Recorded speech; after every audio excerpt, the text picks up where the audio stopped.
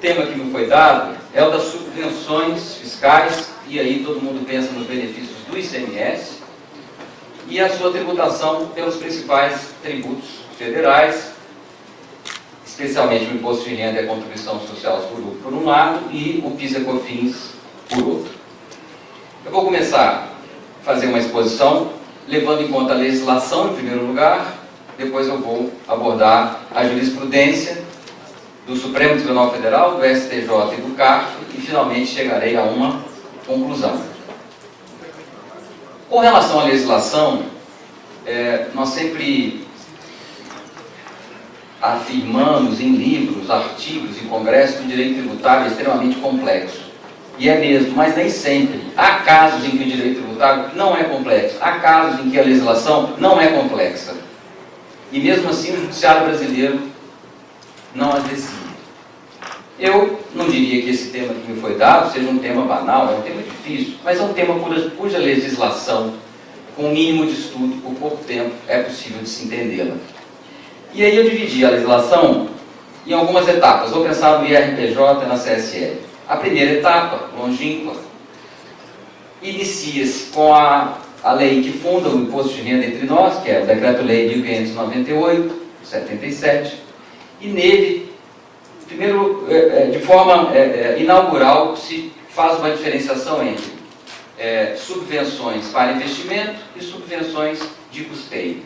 Afirmamos que as subvenções de custeio se destinam ao capital de giro das empresas, configuraria uma entrada tributável, e as subvenções para investimento, as subvenções outorgadas pelo poder público destinadas à expansão dos projetos, a novas atividades das empresas, não seria tributada e deveria ser contabilizada diretamente numa reserva de capital e não poderia ser distribuída ao sócio. Então há uma racionalidade distinguível aqui. Em primeiro lugar, um recurso que entra para o capital de giro da empresa, que pode ser distribuído ao sócio sem nenhum controle. Em segundo lugar, um tipo de entrada, que é a subvenção para investimento, que se submete a alguns requisitos e que não é tributada. Com as leis, já aí depois, muito tempo depois, com as leis que adaptam a contabilidade do país aos padrões internacionais, e depois com as leis que trazem essas mudanças para o âmbito do direito tributário, nós temos uma mudança nesse quadro. E a mudança é de determinar que todas as subvenções passem pelo resultado da empresa e que posteriormente sejam contabilizadas numa reserva, não propriamente as reservas de capital, que foram abolidas, mas um tipo de reserva de lucro, um tipo novo de reserva de lucro, que é a reserva de incentivos fiscais. Isso é o conteúdo das leis 11.638, da lei 11.941 de 2009. E a lei 12.973 de 2014 consolida essas regras, inclusive com algumas normas, digamos assim, anti-abuso, determinando que os sócios não podem primeiro reduzir o capital e depois recompô-lo, que na hipótese de recomposição do capital é preciso usar primeiro as reservas legais, depois esse tipo de reservas. Mas eu diria que mantém-se a mesma lógica de diferenciar entre subvenções de custeio e subvenções de investimento. Esse é o quadro legal que nós temos. E eu destacaria o seguinte: no âmbito das normas complementares, no âmbito da legislação que a Receita Federal emite para os auditores fiscais fiscalizar as empresas, havia uma interpretação antiga, desde 78, no parecer normativo, que era uma interpretação, digamos assim, restritiva, exigindo que, para as empresas se beneficiarem desse tratamento das subvenções para investimento, era necessário que as empresas demonstrassem um controle, ou mecanismos de controle, para certificar que aqueles recursos de fato foram usados em novos investimentos, em novos ativos, e também que houvesse uma sincronia perfeita entre o momento da entrada do recurso, o momento da sua aplicação. Então eram normas rígidas que começaram na década de 70, com parecer normativo, e depois, a partir dos anos 2000, nós temos essas duas instruções normativas que tratam do tema. E o último capítulo da legislação, e certamente o capítulo que motivou a colocação desse tema nesse congresso, porque afinal de contas o tema não é novo, o último capítulo é a Lei Complementar 160, que trata do ICMS, que trata da convalidação, da legitimação dos benefícios ilegais e inconstitucionais do ICMS, essa norma determina que esses créditos, digamos assim, dispensados do ICMS, configurarão, eu coloquei ali entre aspas, são considerados subvenções para investimento. Então, havia, como eu já disse antes, um entendimento da Receita Interna, que era preciso seguir vários requisitos, além da forma de contabilização e além da não distribuição, era preciso demonstrar assim, o sincronismo das aplicações, etc. Vem a Lei 160 e diz: os benefícios do ICMS são considerados subvenções para investimento. E também, expressamente, vedou que se condicionasse a sua não tributação pelo imposto de renda a outros requisitos não previstos naquele artigo, o artigo 30. Então, a Lei 160 altera a redação do artigo 30, incluindo 2 parágrafos, e o conteúdo desses parágrafos é exatamente esse, com o acréscimo de que essa nova regra se aplicaria também sobre os processos em curso, numa aplicação retroativa. A Procuradoria da Fazenda, os órgãos internos, usando a Lei de Responsabilidade Fiscal, etc., como já foi brilhantemente exposto na primeira palestra, se posicionou contrariamente à aprovação desses parágrafos. Mas o Congresso Nacional, aliás, como já é quase regra no Brasil, o Congresso Nacional derrubou o veto do Executivo. Então, prevaleceu exatamente as determinações do Congresso Nacional. Expliquei a legislação do imposto de renda da pessoa jurídica, da contribuição social sobre o lucro, depois vou dar as minhas conclusões a respeito desse tema. Com relação à legislação das contribuições do PIS e do ECOFINS, o quadro é mais simples ainda. Nós temos ali um artigo incluído, um dispositivo de lei incluído nos textos da Lei 10.637, 10.833, afirmando expressamente que não serão tributáveis pelo PIS e pela COFINS as receitas decorrentes das subvenções para investimento. Então, na legislação do PIS e da COFINS, isso é o único que nós podemos encontrar. Em 2014, esse dispositivo foi inserido. Antes de 2014, ele não existia.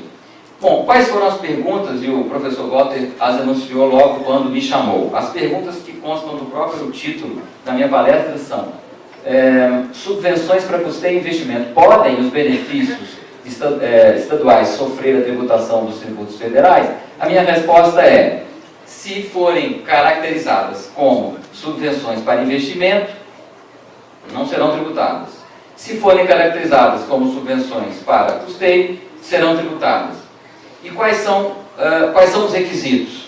Na minha opinião, com a Lei 160, foram derrubados aqueles requisitos que constavam das normas complementares da Receita Federal e eram aplicados por muitos julgados do CARF, no sentido de se exigir a demonstração do conteúdo dos benefícios. Era preciso que o conteúdo do Estado de Goiás, que a legislação do Estado de Goiás, de Minas, determinasse claramente que só poderia ser aproveitado o benefício com novos ativos, com a expansão da fábrica, etc. Isso, com a Lei 160, não pode mais ser exigido. A questão do sincronismo, etc. Teria, e essa é uma questão a que eu respondo negativamente, teria, portanto, a Lei 160 abolido completamente a distinção entre subvenção para investimento e subvenção para custeio, de maneira a simplesmente dizer que todas elas não serão tributadas? Na minha opinião, não, por uma interpretação impossível de se fazer diferente do próprio texto da Lei 160, em que ela afirma: obedecidos os requisitos, ou além, não se pode exigir outros requisitos além dos já previstos nesse artigo. Então, não vejo como dizer que a Lei 160 teria abolido as distinções entre as duas formas de subvenção. Vejamos agora a jurisprudência. Como vocês sabem, eu tenho um grande, digamos assim, um grande amor acadêmico pela crítica da jurisprudência. E eu começo pela jurisprudência do STF, que, mais uma vez, se mostra contraditória. Vejam, o STF reconheceu a repercussão geral da questão relativa à constitucionalidade da tributação pelo PIS e da COFINS, pelo PIS e pela COFINS, dos créditos de ICMS. Ele reconheceu em 2015, nesse número aqui, 835-818. Temos que julgar o caso. entre os 100 e poucos temas de repercussão geral já reconhecida que estão ali dormindo nos gabinetes do STF para serem algum dia julgados. Dizia eu que me parece contraditório que eles tenham feito isso em relação ao PIS e COFINS, declarado que se tem uma questão constitucional, mas na questão da constitucionalidade da incidência do imposto de renda e da contribuição social sobre o lucro sobre os mesmos benefícios de ICMS, o Supremo disse não é uma questão constitucional. O ministro Marco Aurélio, que invariavelmente considera as questões constitucionais, disse no seu voto que ela é realmente contraditória. Nós já decidimos aqui em 2015 que o PIS e a COFINS tem um arcabouço constitucional, se isso é receita ou não. Aqui nós temos que também, se o imposto de renda tem arcabouço constitucional, também teríamos que decidir da mesma maneira. Mas em 2017 aqui se decidiu. Mas essa decisão não vai prevalecer, por quê? Porque o STJ constitucionalizou, como diz o ministro Marco Aurélio, constitucionalizou a mais não poder a questão, na medida em que em 2017, mais ou menos nos mesmos dias em que o Supremo declarava que a questão não era constitucional em relação ao imposto de renda e à contribuição social sobre o lucro, o STJ, a primeira sessão, julgando um recurso de embargos, de divergência, decidiu que o imposto de renda e a contribuição social sobre o lucro não poderiam incidir sobre as subvenções. E eu tenho sérias críticas a esse acordo. E vou aqui gastar alguns minutos me mantendo no tempo para criticá-lo. Veja, a ratio decidente desse acordo, na verdade, são várias. Uma é a imunidade recíproca. Apesar de, na fundamentação do acordo, não haver uma linha sobre isso, na ementa afirma-se que não pode a União, no imposto de renda e na contribuição social sobre o lucro, levar em conta esses benefícios na base de cálculo, porque isso são valores do Estado.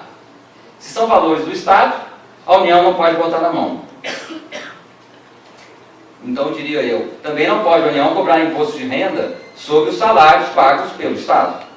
Aliás, é uma grande tese que, por falar em repercussões exógenas ou exógenas, como foi o tema anterior, pode ser começado a ser desenvolvido no mercado. Bem, além disso, e aí me lembro da palestra do professor Roberto Ávila, que ocorreu, muitos dos senhores devem ter assistido, no início desse congresso, no início desse 22º congresso. Ao invés do STJ, que é o responsável por interpretar e dar a última palavra sobre a legislação infraconstitucional, ao invés do STJ olhar para o que diz a legislação infraconstitucional, o STJ simplesmente ignora completamente a lei do imposto de renda que existe desde 1977. É incrível isso. O acórdão de 30 e poucas páginas, não há uma linha sobre o Decreto-Lei 1598, sobre a Lei 11.941, sobre todas as outras leis.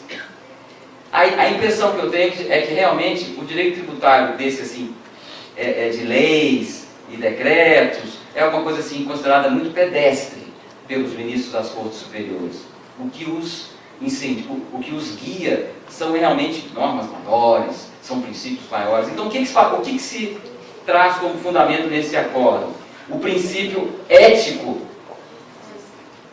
republicano. Em segundo lugar, o princípio da subsidiariedade entre a relação entre a União e os Estados. Além disso, e aqui eu mais uma vez faço um elogio a uma pessoa que para mim hoje em dia é o grande valor do direito constitucional brasileiro, que é o professor Conrado Ubner Mendes. O professor, no primeiro dia, o professor Ricardo Lodge fez menção ao seu brilhante artigo recente sobre o consequencialismo.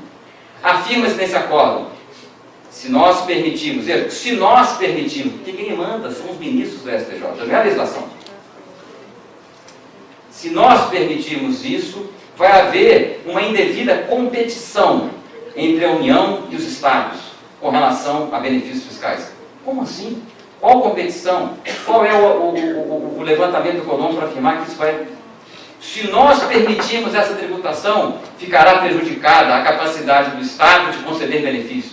Se nós permitirmos isso, ficará prejudicada a própria, e aqui eu vou citar exatamente o termo que que foi dito. Ficará comprometida a credibilidade dos estados para conceder os benefícios. Ora, eu acho que cada um aqui tem uma interpretação da lei federal, e tenho certeza que muitos dos senhores vão discordar de mim quanto à interpretação da legislação, mas se o nosso Tribunal Superior, responsável por dar a última palavra sobre a legislação infraconstitucional, julga um tema de tanta relevância e simplesmente ignora a legislação, não é que eu esteja discordando da interpretação que foi dada à legislação infraconstitucional, porque isso é comum. Estou dizendo que houve uma total. E veja o que se afirma ainda em relação a isso.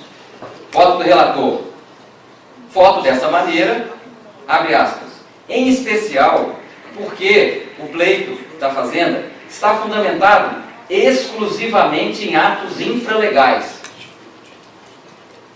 Desde 1977, há uma lei, um decreto-lei que tem força de lei, há outras leis, e afirma-se, o ato está fundamentado exclusivamente em atos infralegais. Depois fala do princípio republicano, dos princípios éticos, etc.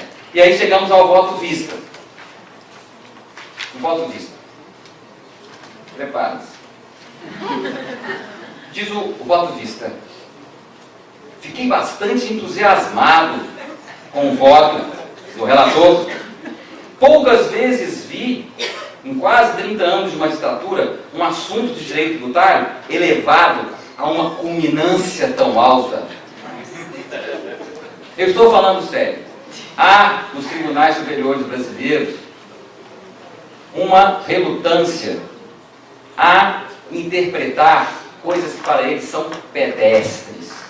Legislação, palavras como provisão, reservas, essas coisas nós não entendemos, não queremos entender. Nós lemos a Constituição. E aqui eu lembro, já que nós estamos homenageando nesse congresso um grande tributarista, professor de todos nós, que é o professor Sacha, talvez haja uma interpretação equivocada e perversa das palavras do professor Geraldo Ataliba. Eu vi poucas vezes o professor Geraldo Ataliba falar em público, realmente era um orador magnífico. E me lembro dele dizer, não me chamem de tributarista. Ele considerava isso uma ofensa. Há muita gente nova aqui que não conhece a história do direito tributário brasileiro. Ele dizia, eu quero ser chamado de constitucionalista. Essa frase merece duas interpretações, uma boa e uma ruim. Uma boa é, claro, o direito tributário tem raiz na Constituição, não é possível haver um bom tributarista sem que ele conheça a Constituição, perfeito. Agora, a interpretação ruim, que é a que prevalece nos tribunais brasileiros, é, não quero saber de lei. Decreto, então, o que é isso? Decreto aí, isso não é para mim. Eu quero falar da Constituição, e mais. Não é da Constituição, essas regrinhas aí da Constituição, são dos princípios. Não é à toa que, nesse acordo, se fala em ponderação de princípios, em vamos levar em conta a subsidiariedade disso e daquilo. E termino, porque também é muito do gosto dos ministros das Cortes Superiores as citações literárias, a demonstrar uma erudição. Disse o Vista, e agora eu termino. Tudo isso deve ser julgado à luz da, abre aspas, vocação autoritária do Estado brasileiro e da herança imperial de Dom Pedro I, que eliminou, como muitos sabem, diversos patriotas nordestinos entre 1817 e 1824, como Frei Caneca, arcabuzado no Fonte das Cinco Portas, em Recife, tenho dito. Decreto-lei de 1598, nada. Lei 11.000, nada. Mas protegeu-se a honra do doutor Frei Caneca. Que, aliás, é uma figura que eu admiro muito. Aliás, todos admiramos, não é que nada contra o Frei Caneca. É simplesmente a favor da legislação. Bom, a jurisprudência do CARF, agora eu termino essa crítica ao STJ. Então vejam, o que o professor Humberto Ávila criticou na primeira palestra contra a tendência que ele segundo ele, se abate sobre o Supremo, de desconsiderar as competências tributárias, ela vale para os dois lados. Não me parece correto pensar que haja um movimento da jurisprudência para prejudicar os contribuintes, para alargar e deixar o Estado tributário. Esse panprincipiologismo, me desculpe a expressão, essa porra louquice principiológica, vale para os dois lados. Vale para os dois lados. Não é um movimento orquestrado pelo fisco contra o contribuinte, nem vice-versa. Esse exemplo demonstra isso. No caso do CARF, o que me parece é que, com a Lei 160, não há mais condição dos julgadores, dos conselheiros, exigirem todos aqueles requisitos de sincronia, etc, etc. A Lei 160, bem ou mal, e não vou aqui dar a minha opinião sobre como os estados vêm fazendo a guerra fiscal, se eu gosto ou não gosto disso. O fato é que a lei disse isso, os congressistas decidiram isso. Com relação ao CARF, então, essas duas correntes devem se unificar, como eu disse. Agora, PIS e COFINS. Não me convence o argumento, eu conversei com alguns contadores, de que é impossível, é inconstitucional, não cabe no conceito de receita a consideração desses créditos. Em primeiro lugar, porque o legislador, e sei que para os tribunais superiores é uma heresia, numa discussão tributária, falar de legislador, falar de decreto, falar de medida provisória, e descer do pedestal dos princípios éticos que fundam a civilização ocidental, porque é isso que merece a nossa atenção. Se o legislador do PIS e da COFINS disse que não se considerará como receita as receitas de subvenção de investimento, a contrário senso, ele está considerando, ainda que seja inconstitucional, mas aí eu teria que dizer que é inconstitucional. Ele está considerando que as subvenções que não sejam para investimento seriam tributáveis. E redução de custo, se eu digo que algo é redução, eu não sou contador, mas se eu digo que algo é redução de custo, eu não estou afirmando que por isso não é receita. Não, certamente os créditos de ICMS não são faturamento. Não faz parte do faturamento da empresa a redução de um imposto. Mas a redução de uma dívida não me parece que possa ser excluída do conceito de resultado. Aliás, os próprios pronunciamentos do órgão contábil determinam que isso cruze pelo resultado. Então, me parece que o CARF até deveria levar em conta que isso está sob a jurisdição do STF, que reconheceu a repercussão geral. Agora, uma questão interessante. Não me parece cabível que nós consideremos que, vamos pegar um exemplo em Minas Gerais, a empresa X conseguiu perante o Estado, e hoje em dia, todas as empresas grandes no Brasil não pagam ICMS por débito e crédito. Elas pagam por um percentual da receita, mediante convênios feitos com o Estado. O ICMS já sofreu completamente uma mutação constitucional. Eu me sinto envergonhado e cometendo uma fraude quando na PUC ensino para meus alunos do ICMS falando aquela coisa de débito e crédito. Na verdade, ou as empresas estão no Simples, e aí não tem débito e crédito, ou são grandes empresas, e aí fazem um acordo ali com os representantes do Estado e vão pagar como percentual da receita. Agora, os créditos presumidos que os Estados concedem, eu não posso dizer que esses créditos presumidos cheios, e aí eu coloquei no finalzinho aqui, questão um pouco explorada, da subvenção equivale ao crédito presumido cheio, não me parece que eu possa dizer que tudo isso deva ser considerado uma redução do imposto. Porque, veja, a empresa tem débito e crédito. Ela tem 18% na saída, mas tem também direito a créditos. Se eu digo e falo, bom, esqueça os créditos, você teria direito a eles, e nós vamos eu vou te dar um crédito presumido. Ora, não posso dizer que aquele crédito presumido seja exatamente a redução do imposto. A redução do imposto é a diferença entre uma coisa e outra. Então isso é preciso que se leve em conta. E aqui termino com as conclusões. Primeiro, sobre o STJ, eu acho que não precisa... O STJ não, né? Não estou fazendo uma crítica ao tribunal. Estou fazendo uma crítica a esse acordo. Né? E acho que a doutrina brasileira tem que criticar com a mesma veemência os acórdãos insustentáveis como esse, que favorecem o fisco, os acórdãos sustentáveis que favorecem os contribuintes.